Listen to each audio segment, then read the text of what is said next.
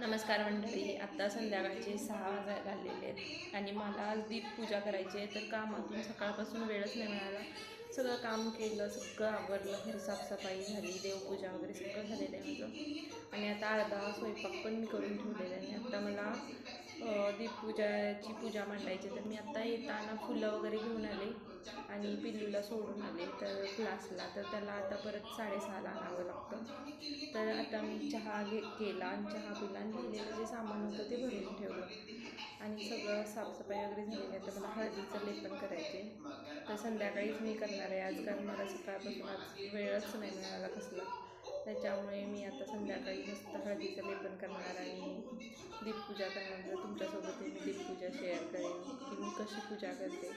Normal सगळे करतात तशीच करतात, मी काही एवढी स्पेशल पूजा नाही करत, पण तरीही मी करेन, तुम्हाला दाखवेन. आणि चला, नेहमी माणसाने देवपूजा आणि पॉझिटिव्ह राहावं, खूप खुश राहावं, आनंदी राहावं, म्हणजे घरात पण आपलं एन्व्हायरमेंट तसंच राहतं. तर चला या चहा प्यायला. आणि चहा पिऊन झाल्यानंतर मी साडी पण घालणार आहे आज, कारण दीपपूजेला शक्यतो ड्रेस किंवा साडी घालावी. तर बघू, मी साडी किंवा ड्रेस घालेन आणि मग मस्त अशी आवरून मग मी आवरून पूजा वगैरे मांडेन. पूजा मांडताना मी तुम्हाला नक्की दाखवेन. चला बाय.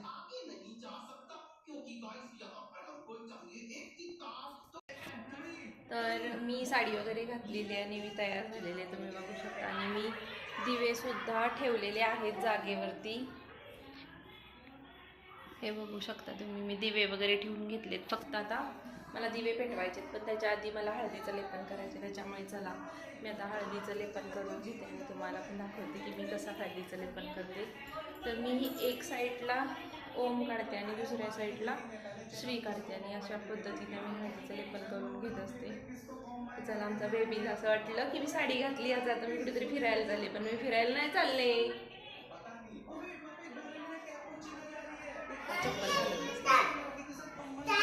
अरे मी फिरायला नाही चालले, मी तर देवबाप्पा करते. तर चला मी हळदीचं लेपन करते. हळदीचं लेपन करण्याआधी मी ना दरवाजावरती आपल्या 9 अंगुल असं एक स्वस्तिक काढून घेते मधोमध. 9 अंगुल म्हणजे की आपली 5 बोटं हाताची आणि त्याच्यावरती 4 बोटं असं स्वस्तिक नेहमी घराच्या मेन डोअरवरती असावं. ते खूप शुभ असतं आणि त्यांनी आपल्या घरामध्ये जी नकारात्मक ऊर्जा वगैरे कुणी येत असेल किंवा नकारात्मक ऊर्जा आतमध्ये प्रवेश करू शकत नाही, कारण स्वस्तिकमध्ये खूप ताकद असते नकारात्मक ऊर्जा पूर्णपणे नाहीशी करण्याची. मी ना आता इथंच कॅमेरा ठेवते आणि तुम्हाला दाखवते मी कसं स्वस्तिक काढते. मी दरवाजा वगैरे सगळा पुसून घेतलेला आहे, चौकशीला पूर्णपणे पुसून घेतलेली आहे. आता मला फक्त आणि काही आपल्या दरवाजाच्या वरती स्वस्तिक काढून घ्यायचे आणि चौकशीमध्ये पण हळदीचं लेपन करायचे. तर हे हळदी कुंकू आहे, तर हळदी कुंकवाने मी कुंकुनी फक्त स्वस्तिक काढणार आहे.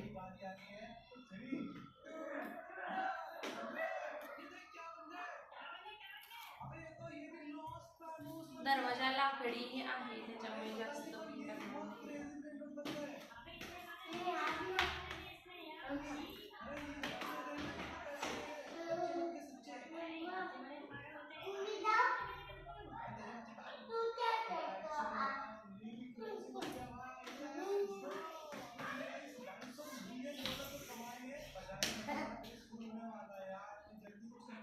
मम्मा मी चलतो पहिला पेपला मोने मी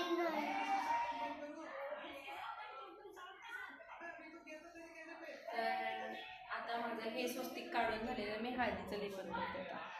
तर आता मी ना उंबरठ्याला हळदीचं लेपन करणार आहे, तर तुम्हाला पण दाखवते.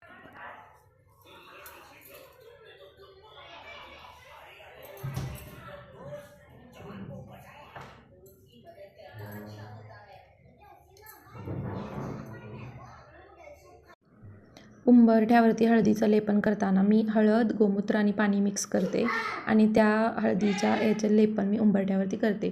तर तुम्हाला सगळ्यांना हळदीचं लेपनचे फायदे तर माहितीच असतील, पण त्याच्या मधोमध मी स्वस्तिक काढते. तर स्वस्तिक मधोमध काढते. डाव्या हाताला आपल्या ओम काढते आणि उजव्या हाताला आपल्या श्री काढते. तर स्वस्तिक का काढावं ह्याचं महत्त्व खूप आहे. प्रत्येक गोष्टीमध्ये शुभ कामासाठी आपण स्वस्तिकचा यूज करतो. कुठेही आपण काहीही शुभ गोष्टी करतो तेव्हा पहिलं स्वस्तिक काढतो. कारण स्वस्तिकमध्ये जर उंबरठ्यावरून तुम्ही ओरडून आला तर नकारात्मक ऊर्जा आतमध्ये येण्याचे चान्सेस नसतात. त्याच्यामुळे स्वस्तिक नेहमी असतं. हळदीचं लेपन झाल्यानंतर मी सगळे दिवे असे मांडून घेतलेले आहेत.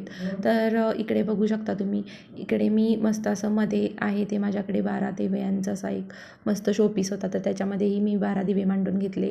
नंतर पुढचा एक पंचारती आणि मागे 2 समई मांडून घेतल्या आणि मधोमध जी आहे ती अखंड ज्योत आहे. तर त्या अखंड ज्योतीच्या खाली मी मस्त अशी आपली तांदळाची रास ठेवलेली आहे.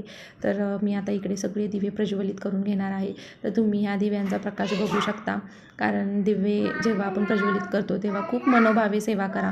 जी कोणती सेवा तुम्ही मनोभावे करता ती देवापर्यंत नक्की पोचते. आणि दिव्यांचे तुम्ही प्रकाश जर माझ्या बघितला तर त्याचा खूप छान पॉझिटिव्ह इम्पॅक्ट आपल्या मनावरती होतो.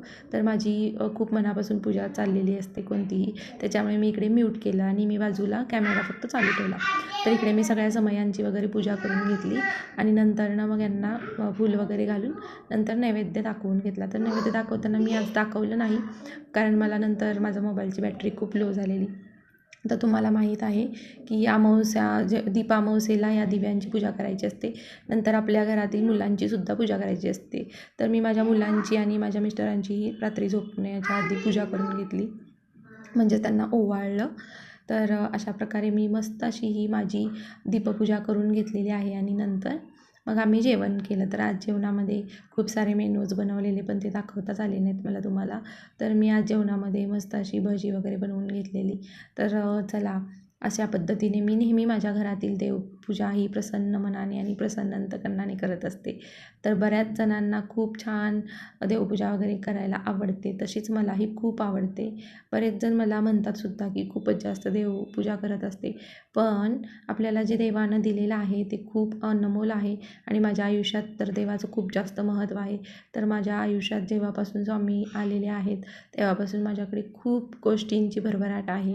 कशाचीही कमी पडू देत नाहीत स्वामी. त्याच्यामुळे मला खूप आवडतं देवपूजा करायला. मी माझ्या दिवसातील 1-2 तास तरी देवपूजेमध्ये घालवते. म्हणजे मी स्वामींचे अध्याय वाचते, नामस्मरण करते आणि इकडे बघू शकता मस्त अशी माझी देवपूजा झालेली आहे. तर तुम्हाला माझी देवपूजा ही कशी वाटली आणि दीपपूजेचा हा व्हिडिओ कसा वाटला ते नक्की सांगा. आवडला असेल तर चॅनलला सबस्क्राईब करा, लाईक करा आणि शेअर करा. चलो बाय बाय.